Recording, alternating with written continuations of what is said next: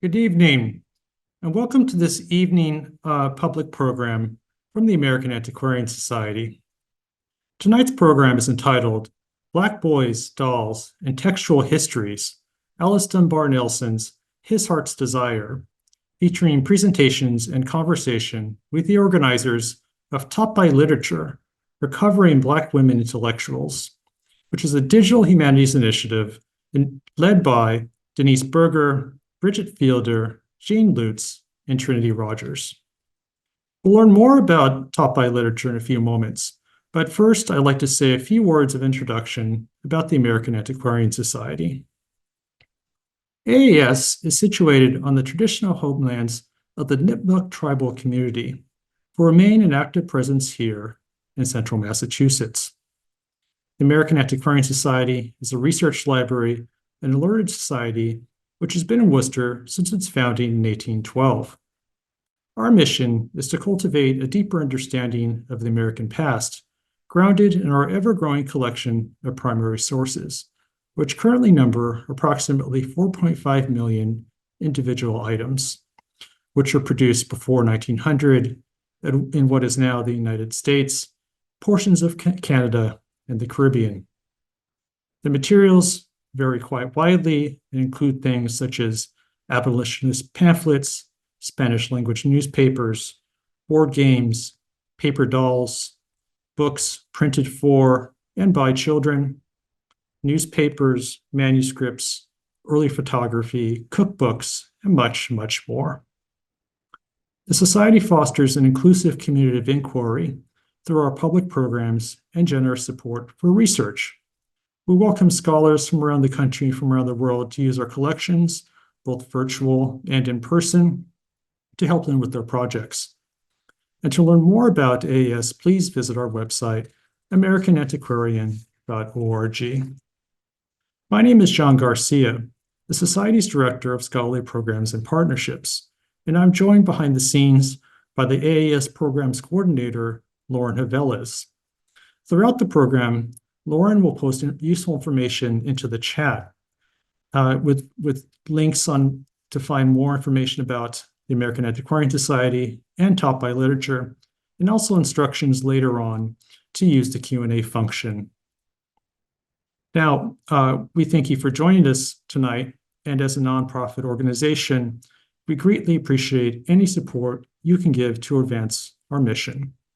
Tonight's program is being recorded, and it will be available soon on the AAS YouTube channel. And just a few more words about the format for tonight. We will have presentations in order from the various organizers for Taught by Literature, and then later on we'll have questions from the audience. And so we encourage you throughout the program to enter your questions into the Q&A function on Zoom. You can do so at any time, but once we get closer to the end of the hour, we will turn things over to take questions. So please do take advantage of that part of the program. And now it's my great pleasure to turn things over to tonight's presenters, who have opted to introduce each other in the order of their presentation. So we'll start first tonight with Brigitte Fielder. Brigitte, take it away. Hello, thank you so much. And welcome to Black Boys, Dolls, and Textual Histories, Alice Dunbar-Nelson's His Heart's Desire. We're presenting today as members, as John said, of Taught by Literature, a Black digital humanities project that aims to make the work of early Black women intellectuals more accessible and available to students of all ages. Our work is inspired by Alice Dunbar-Nelson, who advocated for Black education and Black texts in classrooms, saying, "We do not teach literature, we are taught by literature." I'm Brigitte Fielder, one of Taught by Literature's founders, and I'm an associate professor at the University of Wisconsin-Madison, where my research is about both African-American literature and children's literature. Today, we're going to talk about Black Boys, Dolls, and Textual Histories in a still understudied short story, His Heart's Desire, written by African-American author Alice Dunbar-Nelson and first published in the year 1900. His Heart's Desire is a funny, moving story about a little boy who wants, and eventually receives, the doll of his dreams. Before we get to talking about the story itself, we want to give you a little bit about its author and give you some context for the story. His Heart's Desire was written by Alice Dunbar-Nelson in the late 19th century. Dunbar-Nelson is not an unknown writer, but like most early African-American women writers, she is still vastly understudied. This photograph is an engraving of a young Alice Ruth Moore Dunbar, which appeared in the 20th century Negro literature, edited by D.W. Culp in 1902.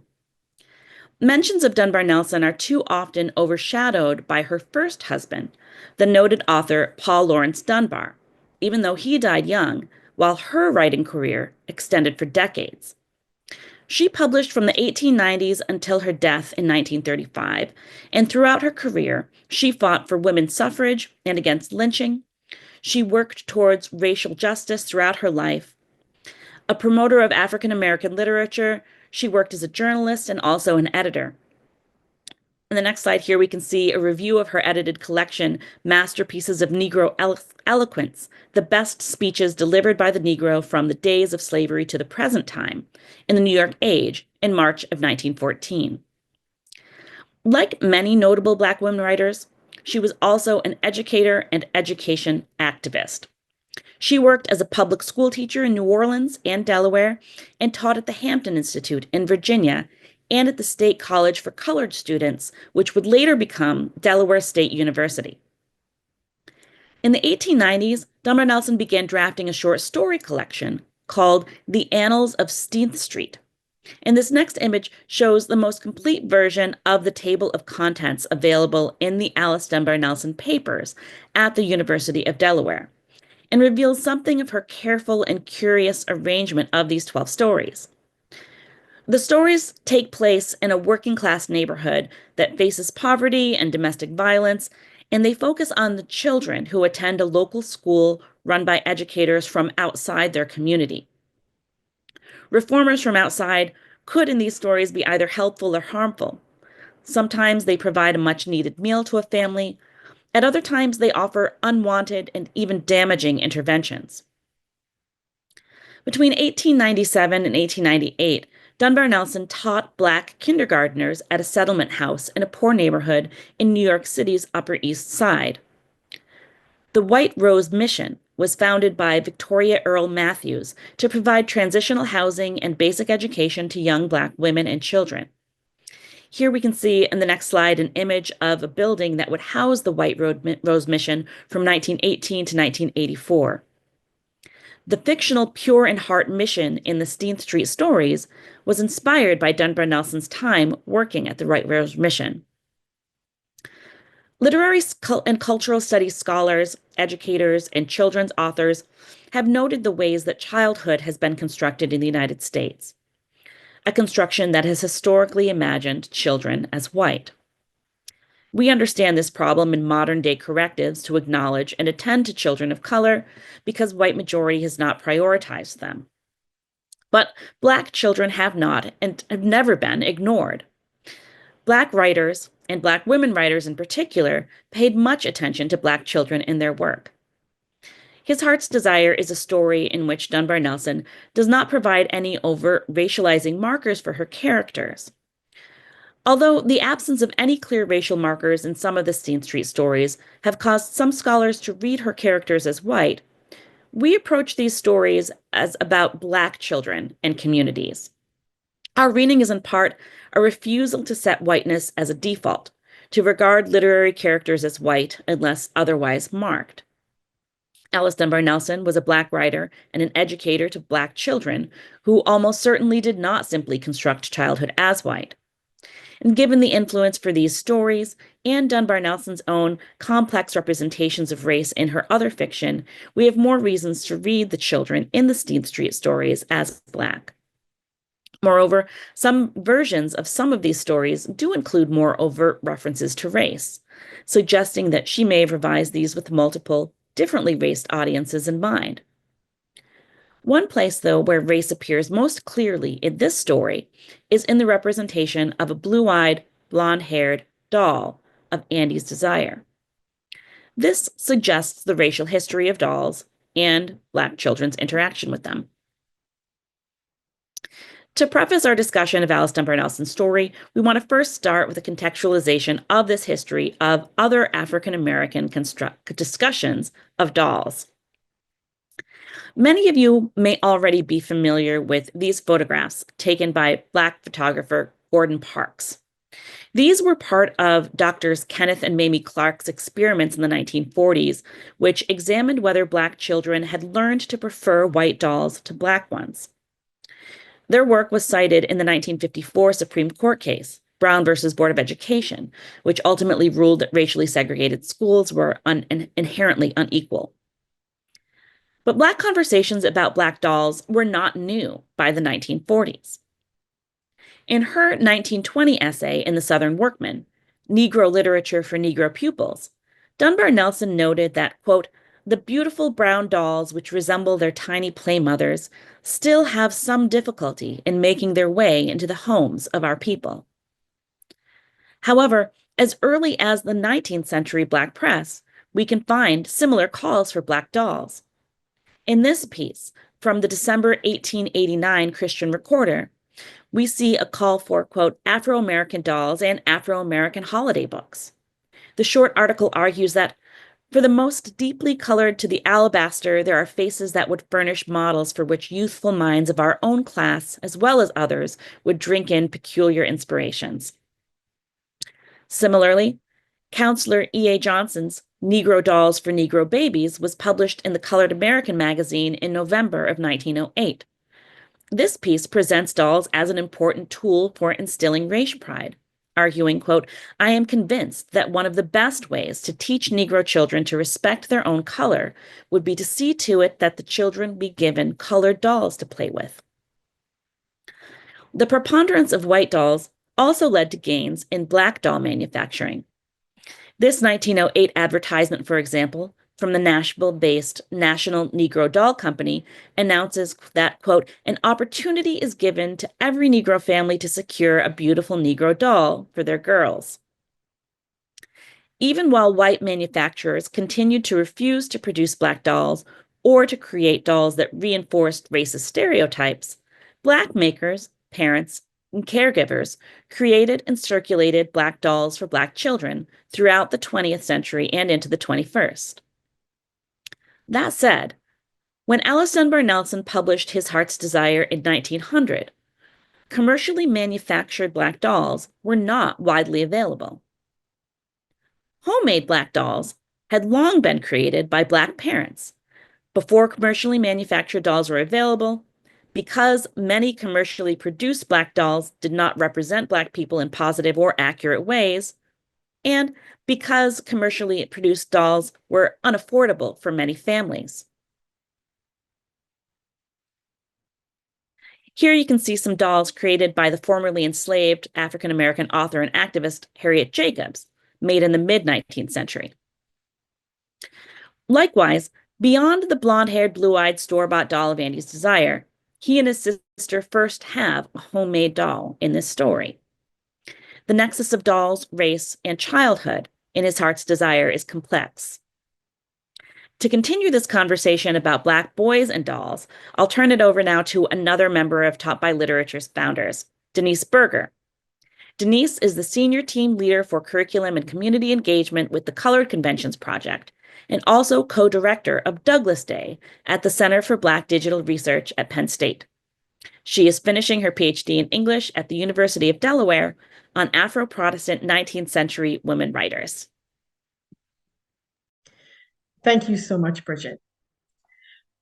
Black boyhood is a discursively overdetermined concept. As such, it contains not just history, layers of interpretation, culture, and ideologies, but it is more stable as a symbol than something which exists objectively. Now, the irony of that is that Black boyhood, the state of Black boys in childhood, is quite real and does exist objectively. But because of its overdetermination, Black boyhood as a concept and an objective stage of life of Black men is fraught and precarious. Our inabilities, or perhaps our refusal to engage with this truth, have resulted in the deaths and circumcised lives of untold numbers of Black boys. Consider Tamir Rice and the narratives that were built around his size and what that meant, or Trayvon Martin, or if we look back into history, George Stinney, the recently exonerated 14-year-old boy who was convicted and executed in 1944 for the gruesome murders of two young white girls. They actually had to stack telephone books on the electric chair because his body was so small it would not function properly. So it is in this place of tension that Alice Dunbar-Nelson, through the character of Andy Benton and his family in His Heart's Desire, reminds us that the Black boyhood is loaded with thoughts, feelings, fears, racism, and angst. Black boyhood exists both within and outside of these structures, shaping and being shaped by ideas that are raced, gendered, dangerous, and often deadly. So who is Andy Benton? Andy Benton is a 5-year-old little boy who believes, as Brigitte has already been discussing, his love for a doll is a secret. His mother, Mrs. Benton, is a single working mother. The demands of her work as a washerwoman who eschews work-saving inventions like mechanical wringers means that Mrs. Benton does not have extra time or the capacity to care for her children beyond providing for their basic needs. Andy is his sister's caretaker, not their mother, even though he is very young. Dunbar-Nelson emphasizes this structurally in the scene where Andy teaches Sissy how to take care of their doll, as he, Andy, watches their mother work, washing clothes by hand. With the excuse of showing her how to handle the baby doll, he held it and crowed over it and loved it, while Sissy looked on and clapped her hands. Those are happy moments, cuddled up close to Sissy in a corner of their room, furtively watching his mother out of one eye as she bent over her tub, rubbing, and wringing her water-soaked arms out of the suds. So Sissy is playing house with Andy, not with her mother, because her mother has to work. The affectionate love associated with motherhood is demonstrated between Andy and Sissy. In fact, we never see a scene where Mrs. Benton is embracing either of her children. And in the very next paragraph, Andy declares that when he is a man, he will buy Sissy a big doll. So he can't take care of all of Sissy's needs because he's too young, nor can he take care of her helpless mother whose relentless work at the washtub keeps him alive. So his promise to take care of things seems to be as much about Mrs. Benton as it is for Sissy. So at 5 years old, Andy actually seems older than his years. His mind is weighed by ambitions which surpass childhood thoughts. Andy is actually adultified. His responsibilities, his thoughts are bigger than his ability to manage them. Unsurprisingly, the adultification of Black boys is one of the most common and insidious features of the trope of Black boyhood. Alice Dunbar-Nelson critiqued Black boyhood tropes in His Heart's Desire and the ways they delimited Black boys' subjectivity and complexity through her depiction of Andy. During slavery and into the 19th century, a common trope of Black manhood was Sambo, a Black man with the physical capacity to labor as a man, but with the mental abilities of a child. Reconstruction saw the introduction of the Black savage type. Black men were deemed incapable of rational thought or love. Publicly staged lynchings were deployed as purported punishment, deterrent, and perhaps most critically, expiation of white Southern manhood's inability to preserve slavery, and by association, white women from assaults by Black men. Post-Reconstruction, the timing of His Heart's Desire, saw the beginning of the Black male in crisis. We should be more familiar with this. Black boys as perpetually fatherless, emotionally stunted, dysregulated, and needing to be alternately saved from themselves, controlled by others, and saved from destroying each other. In every manifestation of this Black boyhood trope, Black boys are deprived of agency, complexity, and legibility. Whether their mental incapacity is as a result of mental debility on account of race, or later still the ills of urban life, the consequences were all the same. Little Black boys in the public imagination were dangerous, violent, and somehow unnatural. Oddly, little Black boys are too old to be young and never old enough when they are adults. In His Heart's Desire, Dunbar-Nelson disrupts and destabilizes these stereotypical and reductive racist notions of Black boyhood.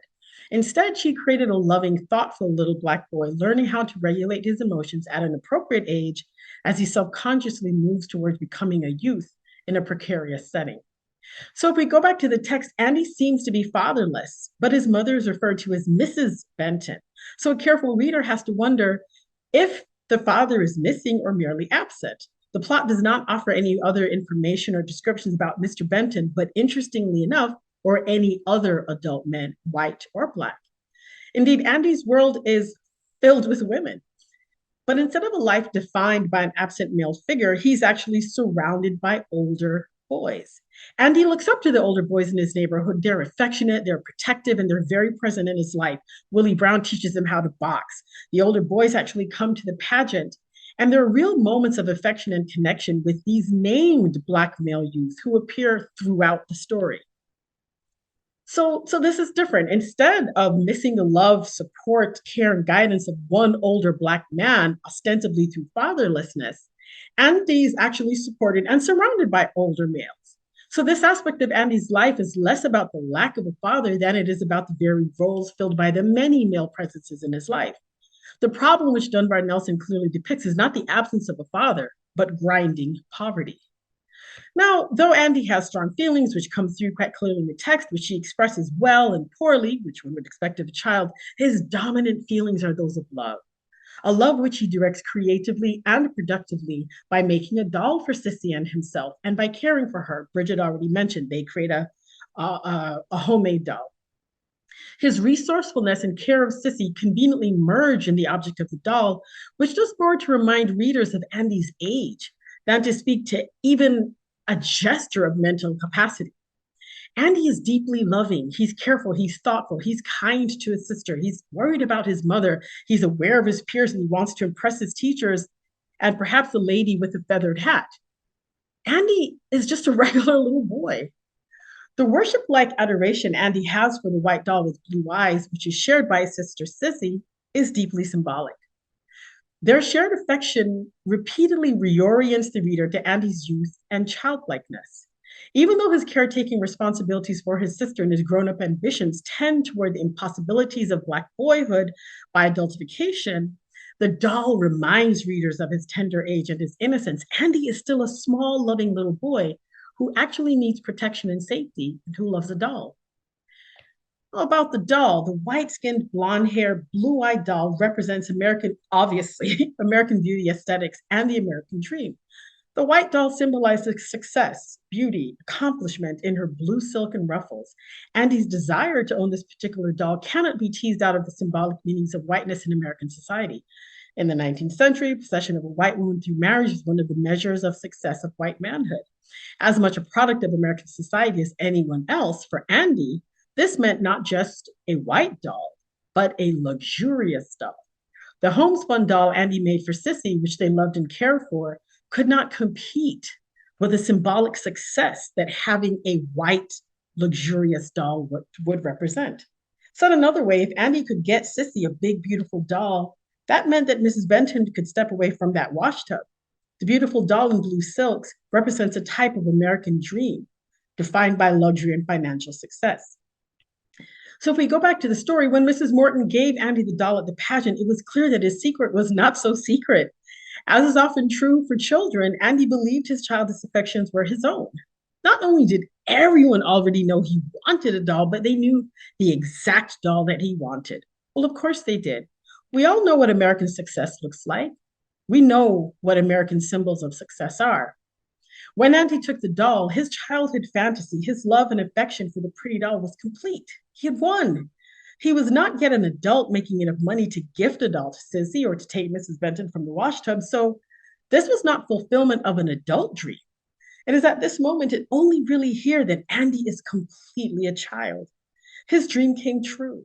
But this is not a fairy tale. Steen Street was set in a poor community in New York. Mrs. Morton's quizzical look reminded him that dolls are actually only appropriate for children. And in the 1900s America in which he lived, one could argue now, Andy, a little Black boy, would need to become an adult and leave boyhood behind sooner than most. Dunbar-Nelson wrote, Andy regained his dignity, stating, I wanted it for Sissy, and reluctantly handed the doll to his sister. By giving his sister the doll, Andy acknowledged the fleeting dimensions of Black boyhood while reluctantly accepting the practical demands of the adultification trope of that same Black boyhood. Andy relinquished his heart's desire at 5 years old. As perverse in some ways as it was, His relinquishing reinforces the deadly precarity of Black boyhood in America. Dunbar-Nelson's messages resonates then as now. Now for a discussion of the history of recovering his heart's desire, I will turn our discussion over to Taught by Literature co-founder, Dr. Jean Lutes. Jean is a professor in Luckow Family Endowed Chair of English at Villanova University, where she teaches American literature and gender and women's studies. Jean? Thanks, Denise. Before I turn to my part, I just want to acknowledge Denise's beautiful reading of this story, which is also really moving. And I wanted to note that Brigitte Fielder published the first scholarly essay about his heart's desire, and I published the second one, and Denise clearly has the third one already written. So just saying. Okay. So I want to talk a little bit about how recovering his heart's desire as part of the Annals of Steen Street manifests some of the key challenges of making text by historical Black women widely accessible. One big question, actually Brigitte has written about this very eloquently. One big question is, for whom are we recovering these texts? Who do we want to read them, and how are we going to make it possible for people to read them for the number of readers that we want? Another thing is, which text are we going to recover? Because there are often textual variants. I don't know if any of you noticed, but when Denise was talking about the story, she was referring to Andy as Andy Benton. But on our website, which is still in progress, we refer to him in the opening of His Heart's Desire as Andy Belton. That's because one of the versions of the story referred to him as Andy Belton, and another version of the story refers to him as Andy Benton. So Dunbar-Nelson left behind one of the most extensive archives of any Black woman of her era. These riches are held by the University of Delaware Special Collections, and many of them are digitized now, which is really exciting.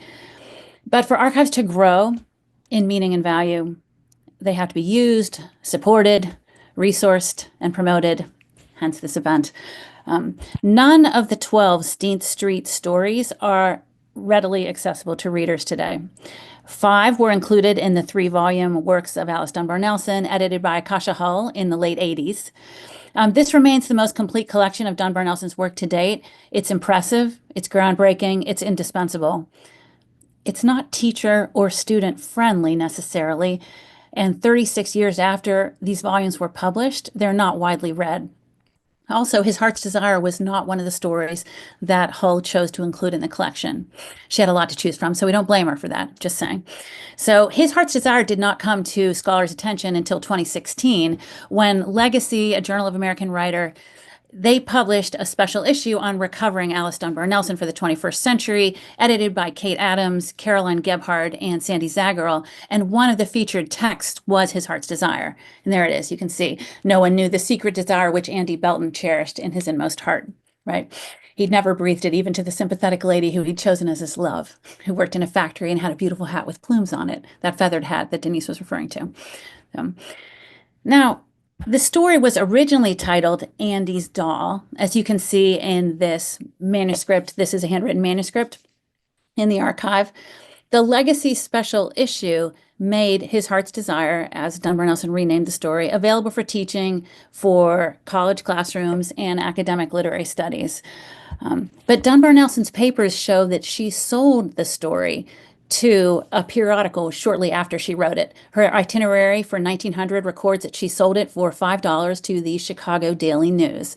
This was a typical price, sort of on the low end, for a short story sold to a mainstream newspaper. And at that time, it was the first 1-cent newspaper in Chicago. The Daily News served all classes, and it boasted one of the highest circulations in the nation.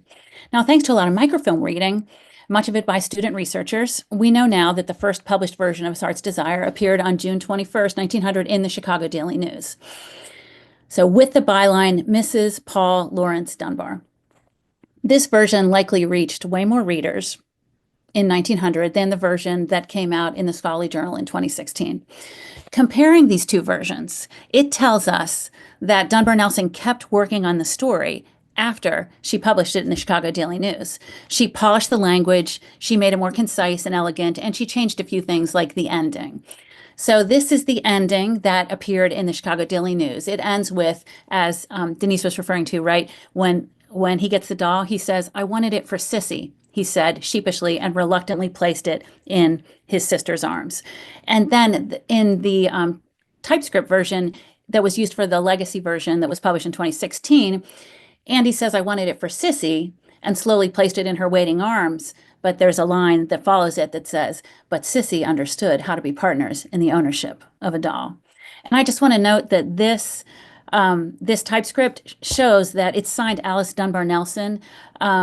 She did not marry, our author didn't marry Robert Nelson until 1916. So this suggests, the fact that she typed it, signed it, Dunbar-Nelson, suggests that she changed it significantly after the initial story was published in 1900. So the Chicago Daily News version of His Heart's Desire is the one that we chose to publish on our website, although we included a link to the version that Legacy published in 2016, which Legacy allowed us to make available for free without a subscription. We can thank Brigitte Fielder's intervention and the generosity of the press for making that possible. But knowing that His Heart's Desire first appeared in a gritty, widely distributed metropolitan daily that people could get for a penny should make us think harder than ever about the best ways to make Dunbar-Nelson's work more accessible today. And I want to pivot now and talk a little bit more about our website, which is hosted by the American Antiquarian Society, and the resources that our team is in the process of making available. As we have recovered His Heart's Desire, we have prioritized working with college students, reaching children, and making freely available resources that can be used by underfunded institutions such as public schools, such as HBCUs, and also building a collaborative relationship with the Public School District of Philadelphia, for which we have facilitated now dozens of professional development sessions about teaching early Black women writers. We've reached hundreds of teachers so far. Just a couple weeks ago, we had our first, most of our outreach has been virtual, but we had our first in-person meeting with Philadelphia teachers. Brigitte and Denise both came to Philadelphia for that. That was really exciting for us. We're now recruiting and compensating using grant funding from Villanova and also supported by a federal grant from the National Archives, a cohort of public school teachers who will use our resources and then report back to us about how it went. Thus closing the loop, as Denise Burgher, our curriculum outreach expert, likes to tell us, kind of producing work and listening to how teachers use it. You'll hear from one of our former students in a minute, but I want to take a minute to acknowledge that Villanova students have contributed to our work from its very beginning. I also want to acknowledge our team of creative and our creative and production team. These folks have done so much great work for us. The resources that we have made available that they have helped to produce include the full text of His Heart's Desire, also the audio version of it, so you can actually have it read to you. My students always want things read to them now. There is also, there are a set of other resources to support the story. There are lesson plans. There's a biography of Dunbar-Nelson.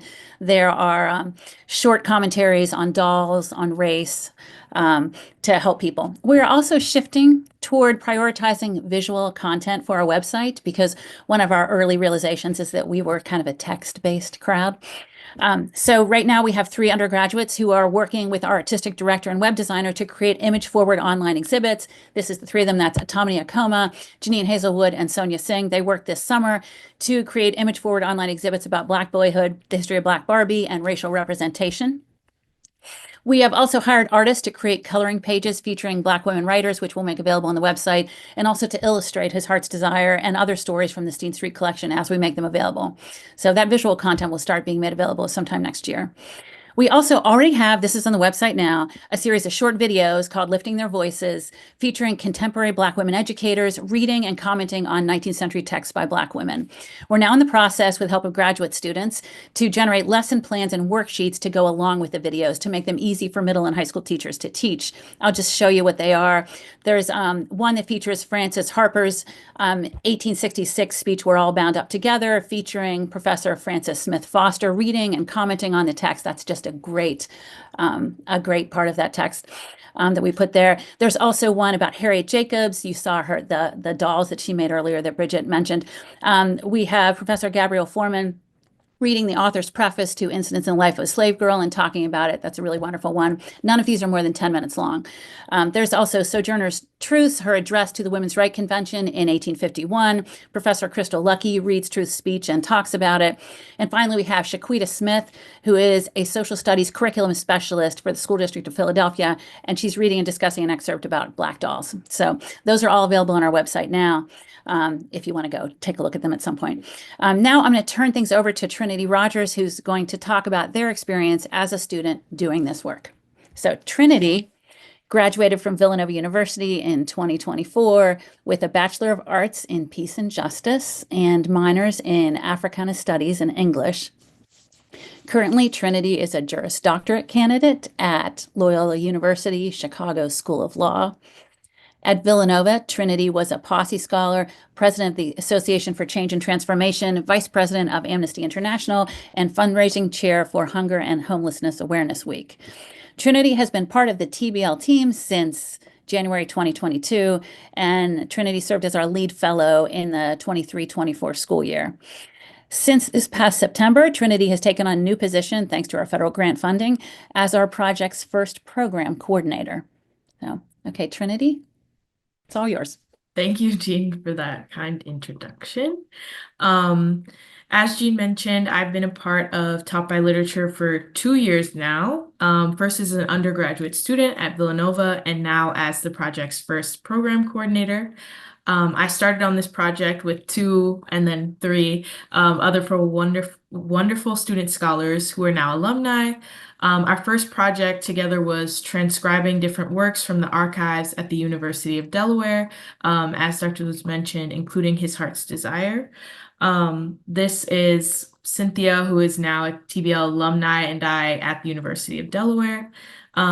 Since then, I've gotten to grow alongside His Heart's Desire, from transcribing Alice Dunbar-Nelson's handwritten pages, to typing and editing that version and comparing it against others, to finally recording the audio version of His Heart's Desire for teachers, students, or anyone to have as a resource. It's a story I feel deeply connected to in many ways as a student, as someone who was and is still at heart a young Black child. The story encapsulates a sort of queer yearning for something that you feel you shouldn't have or that shouldn't be. And that's a sentiment I think a lot of people can relate to. I felt very proud to share this story at different conferences with different audiences and with those that I love as well. I think His Heart's Desire is a story that feels as loving as it is, and I love growing alongside it. And as Jean mentioned, as Taught by Literature grows and as it starts to feel more and more like education is being watched in our current political climate, I think it's vital to make educational resources available to everyone in both academic and non-academic spheres. I feel blessed to have a team of people dedicated to making these resources so widely available, to have a team that will travel to different states to share the work we're doing, and to have a team that consistently prioritizes education as a resource available to everyone. I've had the opportunity to meet Black women educators and scholars, to experience and understand why the work we're doing is so important. I've even had the opportunity to present on my own to some different groups, and one of my favorite ones was presenting to a Girl Scouts troop in Pennsylvania on Black women writers and educators. They were hoping to get their Girl Scouts Silver Award. And I think that from that and from all the places that Taught by Literature, this whole project as it's grown, I think that it's taught me that education really can take you any and everywhere.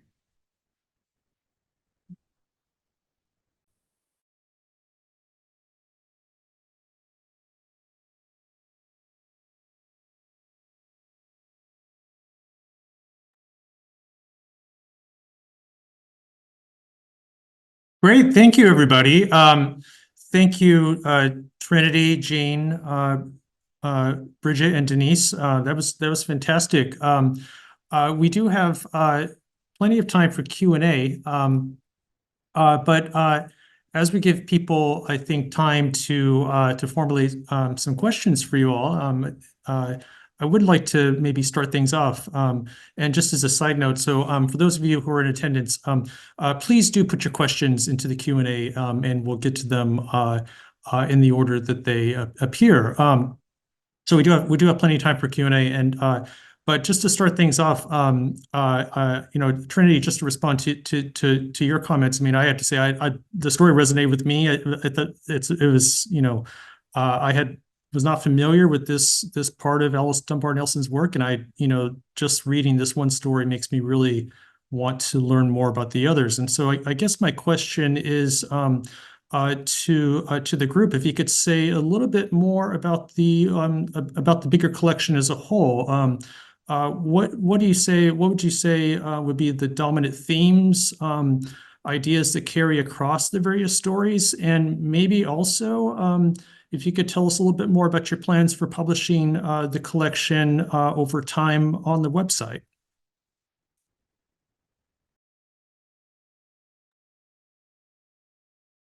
Yeah, I'm not the speaker. Do we all want to unmute and so we can all answer? I think, Brigitte, do you want to start with this one? I just wanted to kind of, Trin, let us see it too. Yeah, so.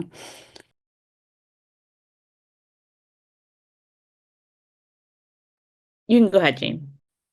You sure? Okay. I would say that, well, our plans are, John, to unfold about a story a year over the next, that's our hope, that we'll make it freely available on the website. Brigitte can speak to, she's been overseeing the illustration project, which is going to bring the stories to life visually as well as textually. And Trinity, I will put in a pitch. Trinity's reading of His Heart's Desire is really beautiful. Like, she has a beautiful voice, and it's really, really nicely done. And we're committed to making them accessible in all of these, in as many ways as we can as we roll them out.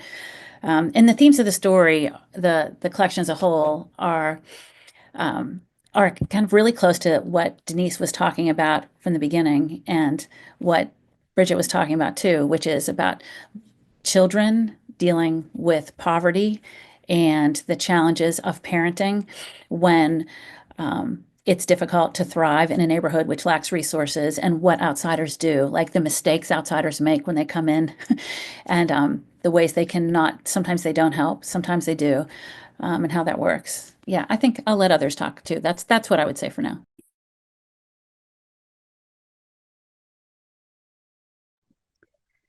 Yeah, I mean, I think one of the things that's really important about the stories is that these are stories very much about children.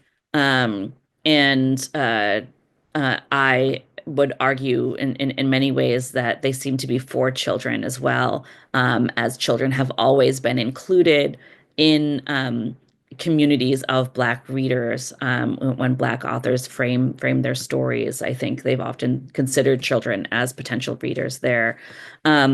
There's, I think, often a kind of misconception about just the general deprioritization of Black children, which just really doesn't stand when you pay attention to Black women's work.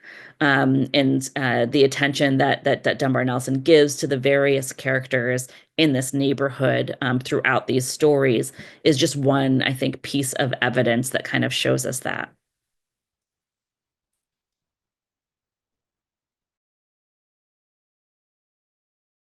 I think something that I want to add, Brigitte is not as good as I think she could be about talking about how important her work on this topic has been. So there's been a long-standing assumption that, which she did mention in the piece that she narrated, that Alice Dunbar-Nelson's characters were white. The children in these stories were white. But when you actually engage not just the existing body of stories, but you also engage Dunbar-Nelson's critical work, it's clear that's what she was doing. It's exactly what Brigitte was talking about, which is deliberately contributing to a body of literature that already exists, that was authored, that was peopled with and meant to be for Black children. And so this is, I mean, we're treating it as if it's obvious, but this is not what a lot of scholarship has previously said. And so this is also part of what we're bringing that's different to this conversation, to the already existing conversation, the already existing discourse about Dunbar-Nelson's work.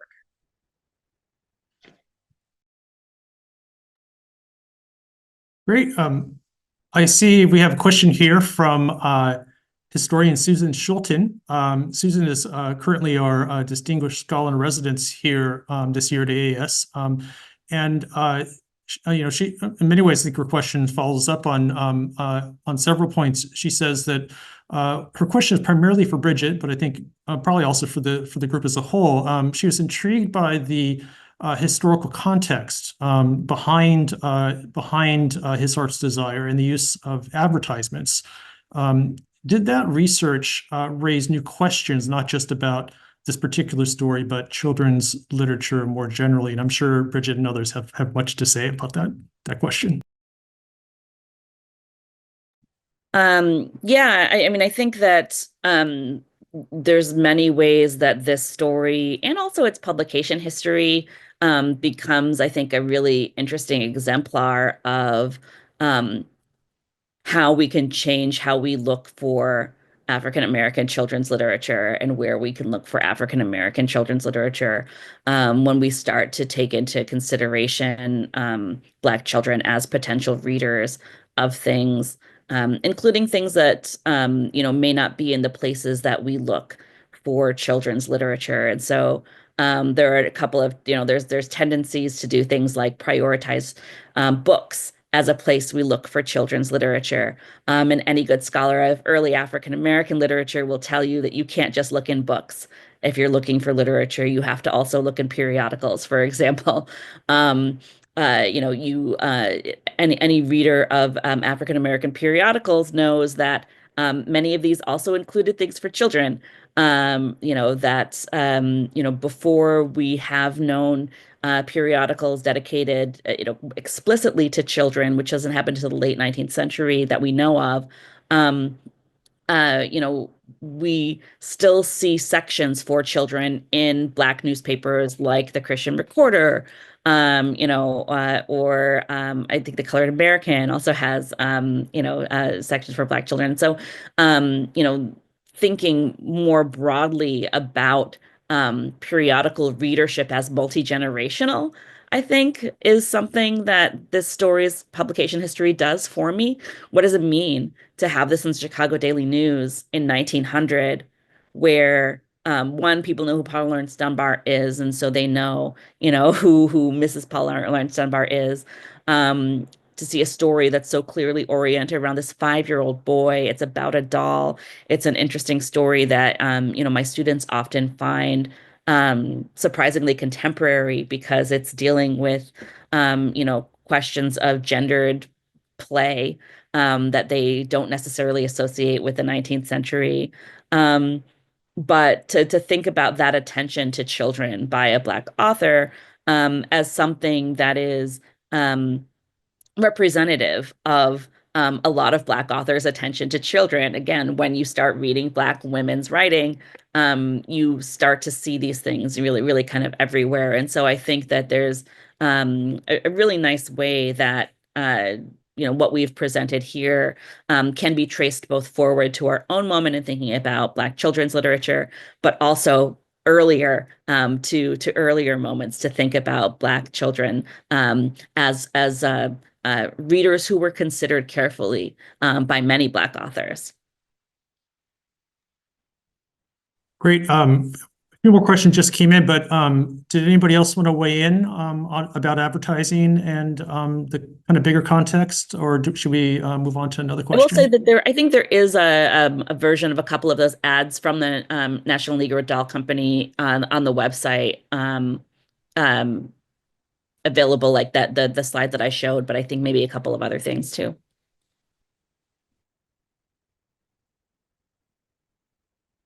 Great. We can move on to the next question. We have here a question from Arabella Grayson, who says, who asks, does Taught by Literature have detailed information about the National Negro Doll Company?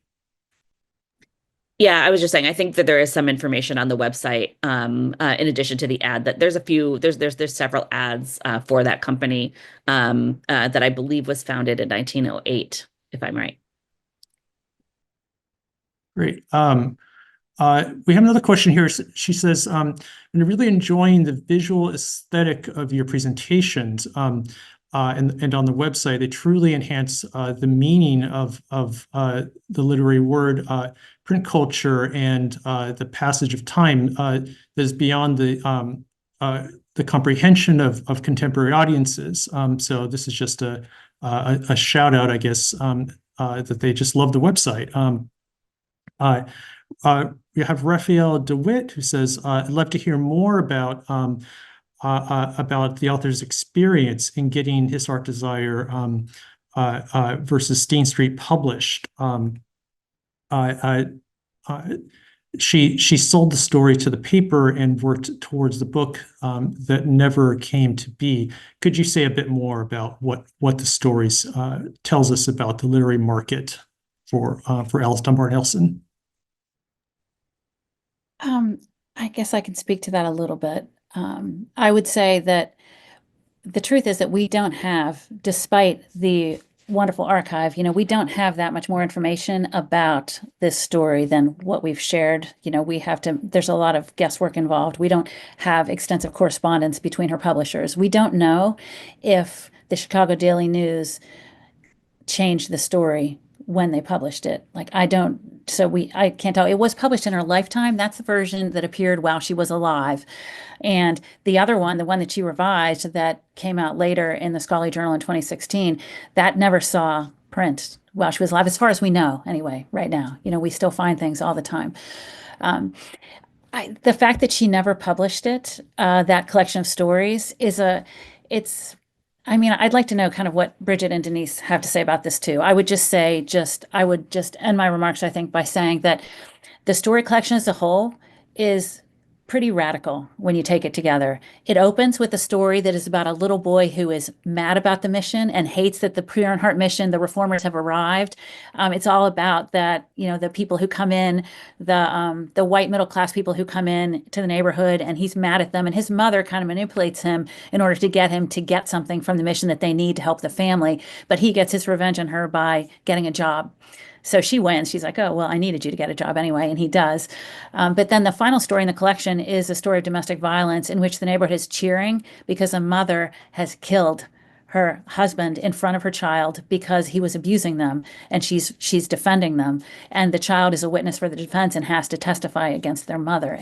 It goes from lighthearted, the doll, but the precarity of Black boyhood that Denise mentioned, I think percolates throughout the stories in all kinds of ways. So I don't know I want to hear what the rest of you would say about that, about Dunbar-Nelson and her publishing career. I'm not sure. It's kind of interesting because she's such a proponent for other Black writers. And so she's publishing, throughout this time between when she publishes a story, and when she, and when she dies, she's, creating, editions of things like the Dunbar Speaker and Entertainer that has all of these pieces by various Black writers. And there's a couple of I think there's a poem of hers there, but there's, Paul Laurence Dunbar stuff there. And so she's doing all kinds of other advocacy work for Black writers, which just kind of shows, I think, the difficult, how it seems very difficult to get published. And she becomes a champion for this. But there need to be champions, there need to be people doing this work because it's actually, quite difficult, just economically, I think, to produce books in a general way when you don't necessarily have access to the same kind of capital as, white publishing houses or publishing houses that are going to prioritize white authors. So it's some semi-ironic, I think. I agree. The only thing I would add is when I was still in coursework at University of Delaware. So University of Delaware has Alice Dunbar-Nelson's papers. And so it's easy to access in terms of you go into special collections and you start going through the boxes. And TBL was not a glimmer in anyone's eye at that point. But I remember coming across correspondence that she kept letters where she had stories that were rejected, which happens to all authors, but also haranguing, I think that might be the best word, editors for paying her for the stories that she had submitted and had been printed. And so she like even for her to be printed, it didn't actually close the conversation about what that meant and how she was able to sustain herself as an author who was a Black woman at that time period. And I don't know,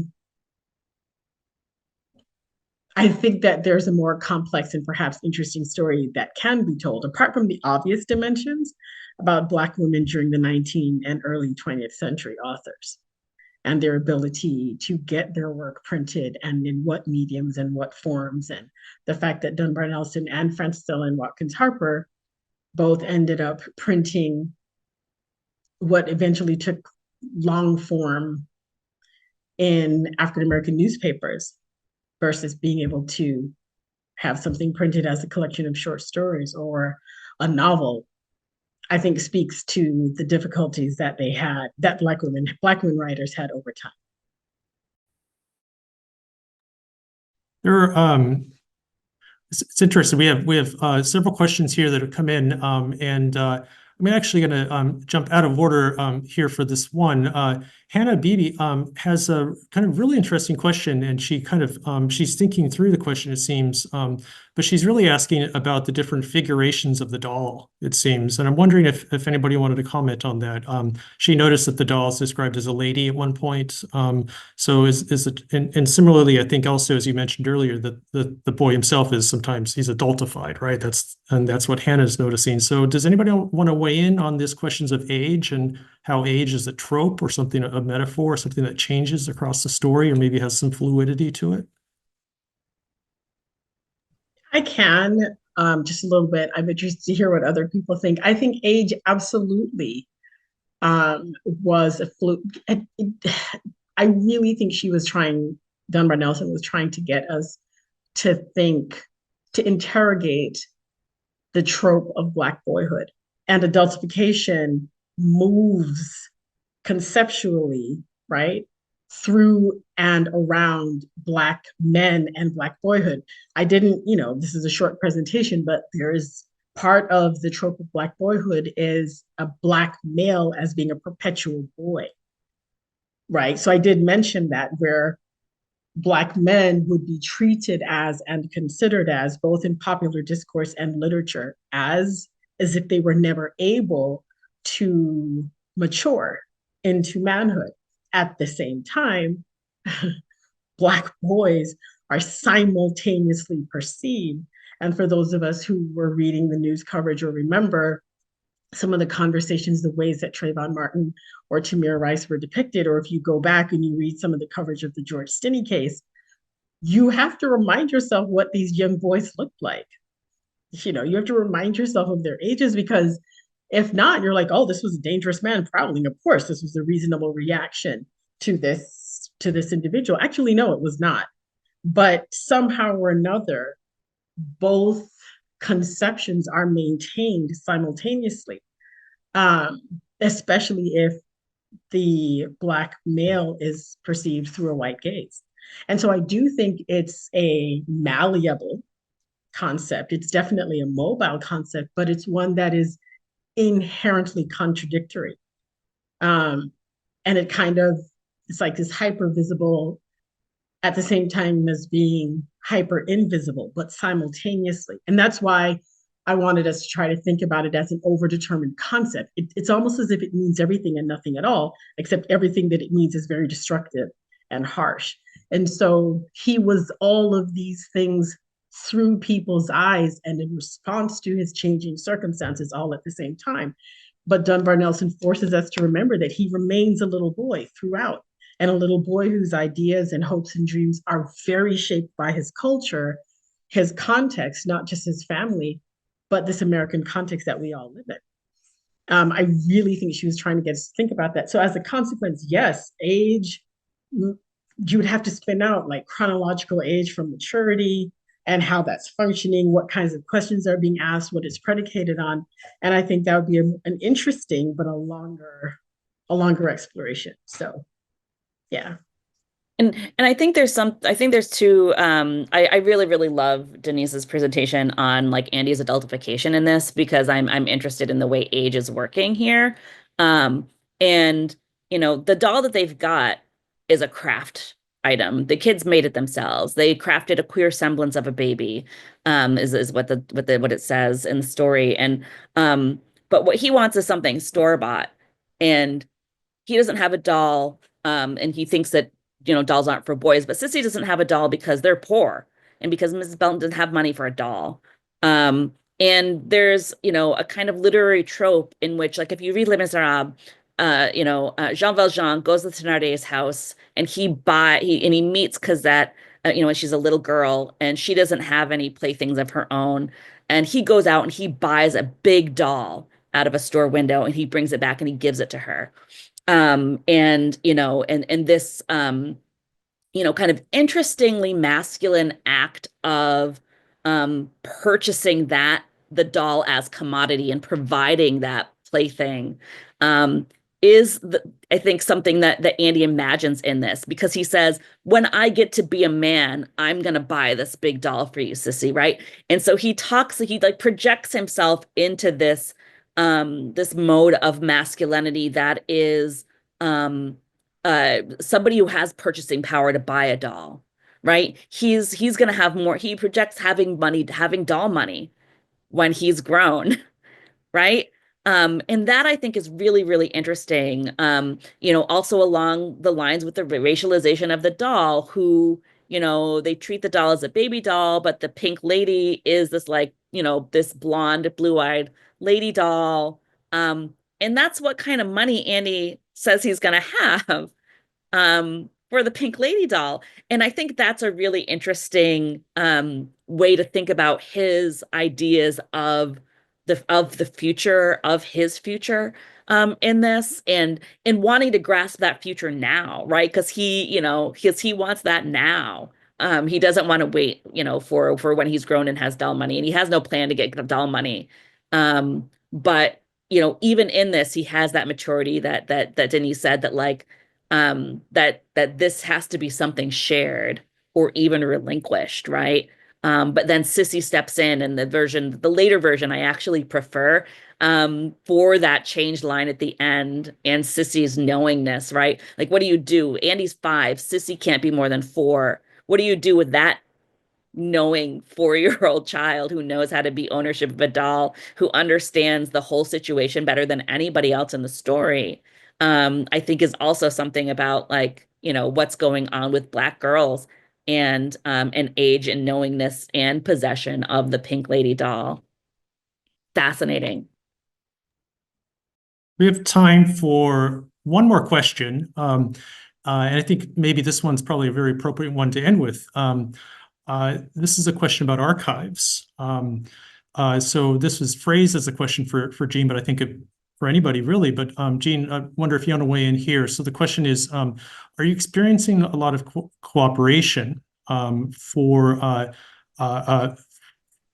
I think working with archives and where materials reside? I guess the question, it actually is very interesting, right? Given the fact that you're working with materials that are in Delaware, but also elsewhere. You're working with with AAS to disseminate the project. So I'm just curious where archives fit into the project. Well, I loved that Trinity added the picture of the archive of Trinity and Cynthia Chu in the archive. That's been Delaware's proximity to Villanova, not too far away, right? Newark, Delaware, is easy for us to go there. So that literally, we can go there, and that has been great for us. There also, the digitization of the archive has really been wonderful for us as well. It's not a substitute for physically visiting the materials, but it is a wonderful, accessible piece. I guess I would just say that this project in general is only imaginable through an incredible amount of cooperation, that we have had the support of the AAS to host our website, the support of Delaware, which has provided us with digital things whenever we needed it, and also hosted our students multiple times. The support, the amount of cooperation it requires to understand, to learn enough to have the archives make sense. And Trinity could talk to that. But, before you go, you need, archives are only meaningful when people build value around them and into them. So it's a cultural commitment ongoing. I mean, I think that, I don't know, Trinity, do you want to speak about that? Well, what it was like to go there or how it felt to be in that archive? I guess I would maybe end there, but. Yeah, I think that you prepped us really well about the atmosphere that we were going into, about how careful and how considerate we should be that the works that we're holding, they aren't anywhere else. And regardless of that, someone made them, someone created them, someone wrote them down, and then someone else had to come along and organize them and put them together for other people to use. And it all feels like a labor of love going into it. And so finding people who are cooperative, people who want to share that with us, and so we can share it with more people, it does feel like one large cooperative act in working together, yeah, to make these sorts of things happen, I would say, yeah. Well, that's a great way to end. Thank you, everybody. Thank you, Denise, Jean, Trinity, and Brigitte. This has been fantastic. And I think everybody here wants to, in the audience, wants to follow the project and see more of the stories as they continue to be published online. AAS has several more programs remaining for 2024. So I'm just going to say a quick couple shout outs for a few more programs. So next week, on Thursday, November 21st at 4 p.m., we'll have our final virtual book talk for this year. And this will feature Sarah Johnson and her frankly amazing new book, Encyclopedia Noire, The Making of Moreau de Saint-Marie's Intellectual World. And I would just say about this, if you wanted to read one book that's come out recently about print culture in the 18th century, this is a good candidate for one to keep an eye out for. That'll be next week from Thursday at 4 p.m. After that, we'll have another virtual program on Tuesday, November 26th, and that's at 7 p.m., featuring Camille Owens, who will present on her book, Like Children, Black Prodigy and the Measure of the Human in America, which was partially a book based on research conducted at AAS. So excited about that as well. And then our final public program of the year will take place on December 3rd. This will be hybrid, so both online and in person at AAS. And that will be with Seth Rockman, historian Seth Rockman, talking about his recent publication, Plantation Goods, A Material History of American Slavery. And that, again, will be 7 p.m. at AAS and on Zoom on December 3rd. Please visit the website to learn more about our public programs. And also, that's where you'll want to go to register for these programs. We look forward to seeing you at them. Thank you once again to Taught by Literature. And everybody have a wonderful evening.